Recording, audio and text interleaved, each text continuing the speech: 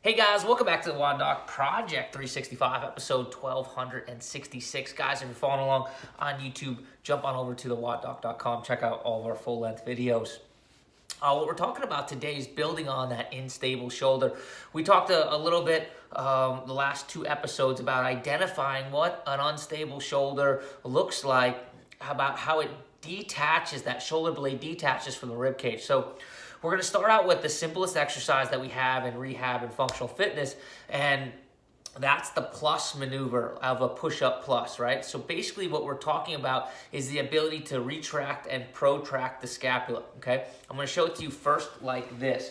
Now you can take anything. You take anything from a remote controller, right, to a kettlebell. I really love kettlebells. Those of you guys that have worked with me know that I use a bunch of kettlebells. So what I'm doing right here, hopefully you guys can be able to see this, is the first thing I want to do, and the way this would be a little bit different than a push-up plus the plus portion of a push-up, is that I'm going to turn my wrist so that my palm faces towards my midline, all right? So you can kind of see my knuckles right here. From right there, what that does is that just the more that I turn in, the more I turn my pinky towards my midline, the more I get a little bit of activation of that lat. From right there, all I'm going to do is you guys can see the black of my shirt and my ears. So this would be my shoulder high. I'm going to depress. All right, so step one, turn the pinky in. That turns on this lat. Step two, depress the shoulder so it's not sticking up towards my ear. This movement's really, really short. All you're going to do, watch that line in my shirt. I'm just going to drive straight up, and you can see it's very minimal, and down. And what I want to make sure that happens is I don't get any migration upwards or superior, right? So drive down, okay? Hold that down, hold that internal rotation, and then just give me a little plus. And all I'm trying to do here, guys, is retract and protract the scapula, okay?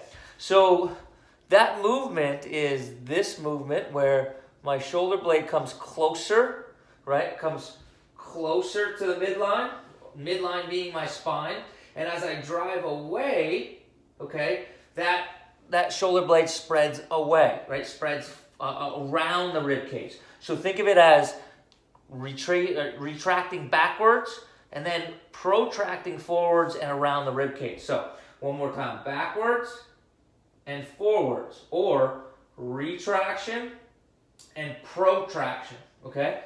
So if we can do that, if we could do protraction and keep that shoulder blade stuck on by internally rotating that arm, keeping that pinky towards the midline, right? So if I'm right here and you're looking at me from above, going from here to here, that turns on that scap, and then I'm able to bring that shoulder from here to here and just punch straight forward, okay? That's what I'm looking at doing. That's how I'm looking at gaining scapular stability.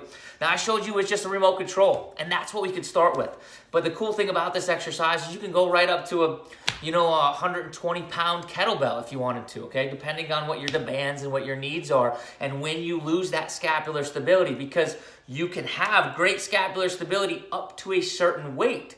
And then the scapula itself, it's not that it's not strong, it's that it's not stable under that particular load. Cool? Questions, comments, post them below, guys. And until tomorrow, we're optimizing function to optimize performance.